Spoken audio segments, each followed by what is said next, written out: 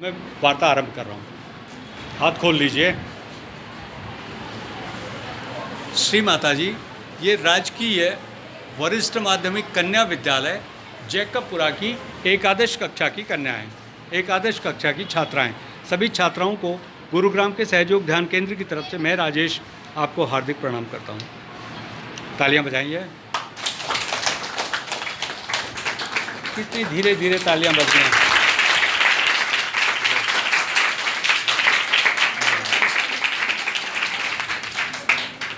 जीवन में आपकी चेतना की 3 अवस्थाओं का आपको ज्ञान है। और चेतना की 3 अवस्थाएं कौन सी हैं? जागृत, स्वप्न और सुषुप्त। या तो हम जाग रहे हैं, या हम सो रहे हैं, और या हम सपना देख रहे हैं। ये 3 अवस्थाएं आपको प्राप्त हैं। जाग रहे हैं, सो रहे हैं, सपना देख रहे हैं। अब चौथी जो अवस्था है वो योग घटित होने के बाद मिलती है। जब आत्मा परमात्मा से मिल जाती है जीते जी, तब आपको एक अवस्था चेतना की और प्राप्त होती है। उसे हम कहते हैं तुरीय अवस्था।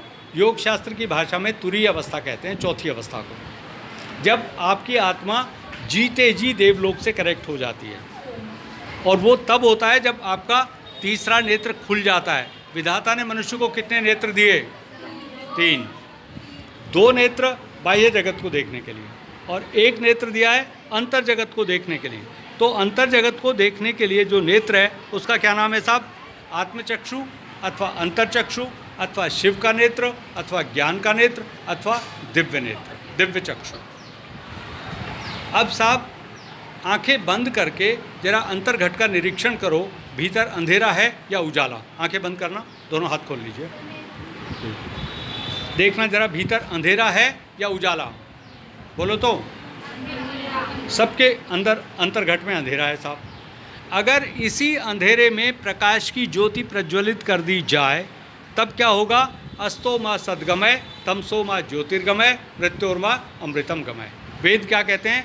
हे प्रभु, हमें असत से सत्य की ओर ले चलो, अंधकार से प्रकाश की तरफ ले चलो, और मृत्यु से अमृतत्व यानी मोक्ष की तरफ ले चलो। तो जीवन का एक सत्य है मृत्यु।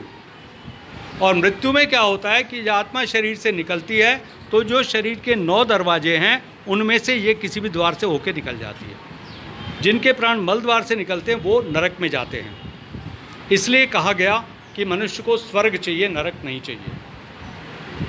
अब इन्होंने कहा कि आत्मा जैसे निकलती है फिर ईश्वर के यहाँ चली जाती है। कोई ज़रूरी नहीं है, भटकती भी रह सकती है। वो प्रेत योनि में जा सकती है, भूत योनि में जा सकती है, पिशाच में जा सकती है, पशु योनि में जा सकती है। ओके, आत्मा जब निकलती है तो मुर्दे के पास ही रहती है कई दिन तक।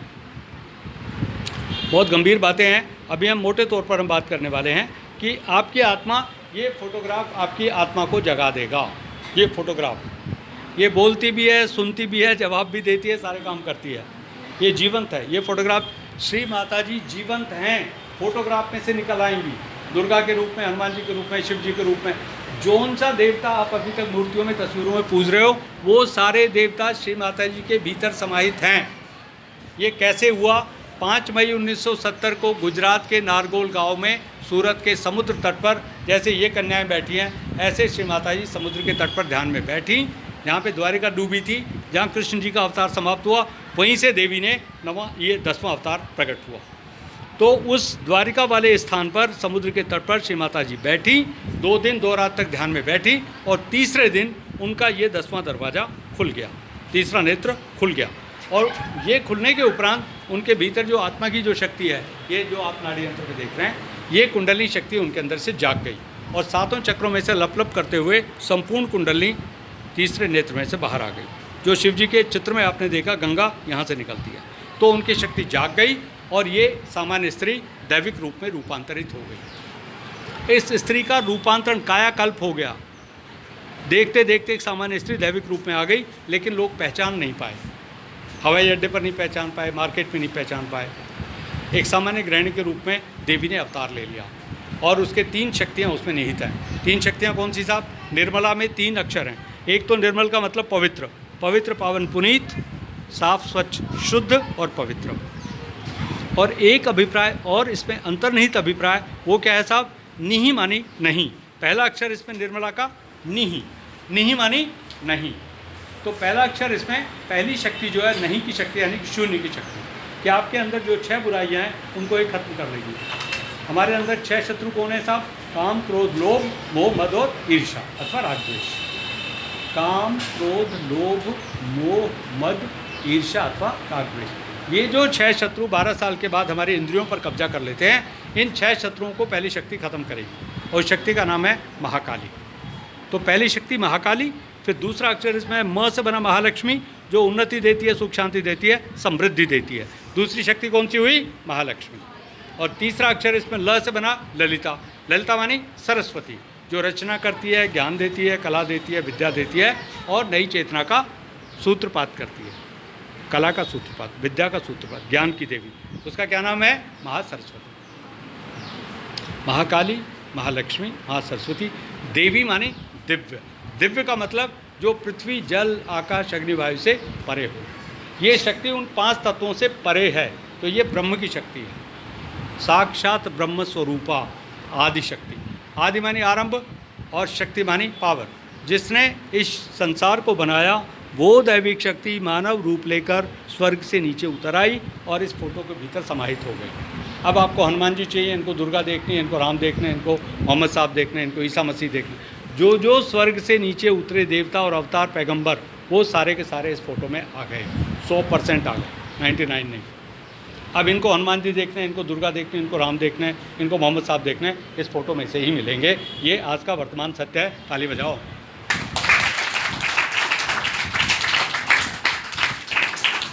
अब आता है बेटी बचाओ। अब हमने सब जगह लिख दिया।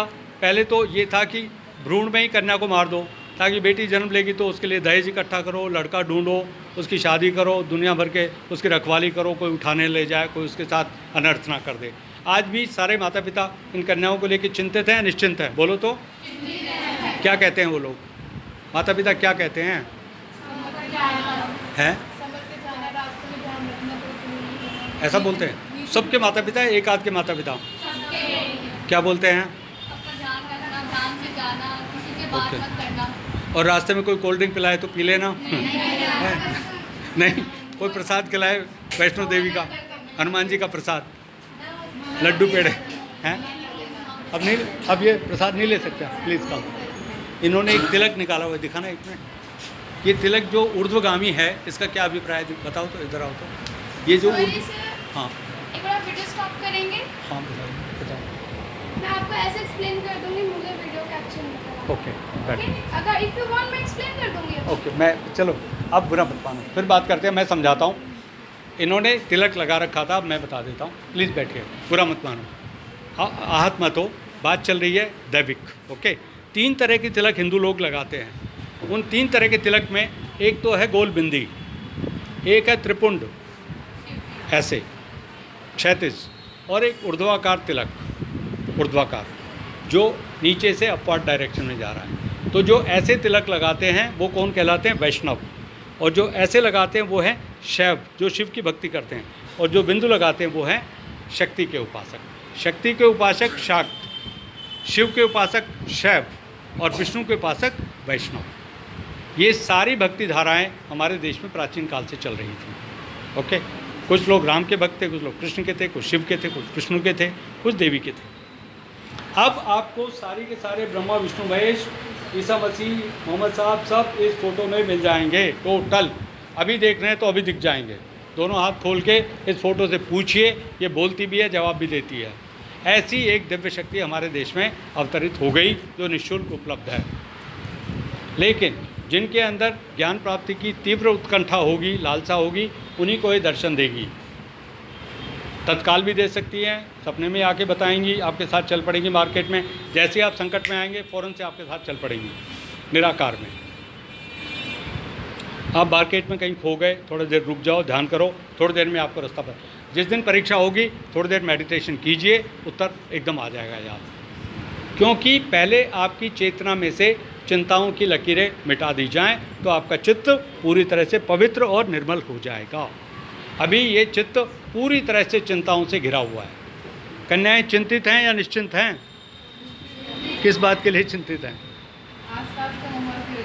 अच्छा, पढ़ाई की चिंता अलग, घर गृहस्थी की चिंता अलग, यहाँ से जाएंगे तो बाज़ार के अंदर इतनी भीड़ भड़क्का है, दुनिया भर का मसला। और कन्या को तो सुरक्षा की चिंता है, कोई हमारे साथ छेड़खानी ना कर दे। लव जिहाद। इस्लामिक कन्याएं कितनी हाथ ऊपर करें? इस्लामिक 1 2। इस्लाम के 2 स्वरूप हैं, एक अल्लाह का इस्लाम और एक मौला का इस्लाम, मुल्लाओं का इस्लाम। अभी देखिए, अब नबी तो है नहीं यहाँ पे। नबी आज के संदर्भ में जो भविष्यवाणी कर गए थे वो बाकी अवतारों ने नहीं की। मोहम्मद साहब ने जो भविष्यवाणी की थी मालूम है? वो भविष्यवाणी ये थी कि जब क़यामत का समय आएगा तब आपके हाथ बोलेंगे और कर्मों के विरुद्ध शहादत देंगे।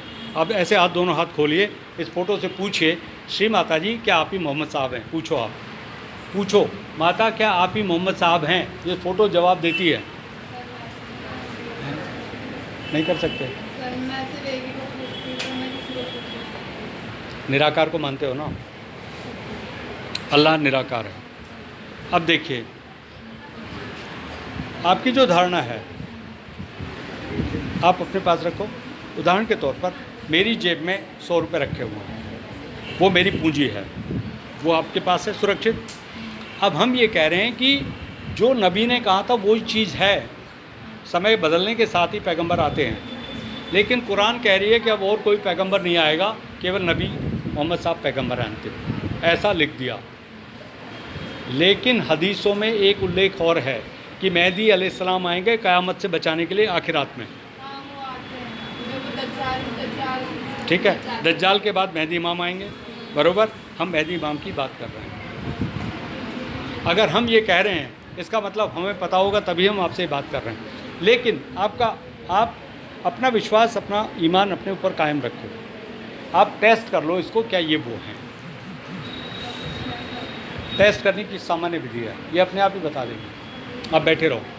अब देखिए मसला क्या है, मसला विश्वास का है। आप ओपन माइंड से एक वैज्ञानिक की तरह से इसको टेस्ट करेंगे कि इसमें शक्ति है क्या।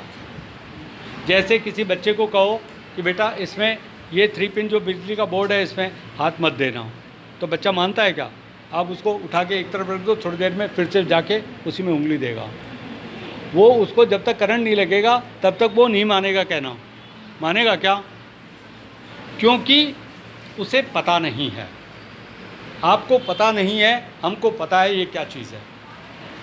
हमें पहले पता चल गया और हमारी रक्षा हो गई तो हम आ गए। ये जो मरणासन स्थिति है, जो मरने वाला है उसको बचाती है ये।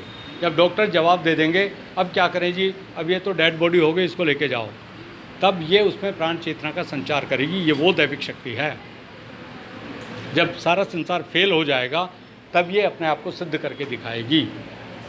जब आपकी सारी आशाएं धूमिल हो जाएंगी, इवन बहुत सारी कन्याएं ज्योग्राफी में फेल हो जाएंगे, माता ज्योग्राफी का अच्छा नहीं हुआ, और रिजल्ट आया तो ज्योग्राफी में ही सबसे अच्छे अंक आए, ताली बजाओ।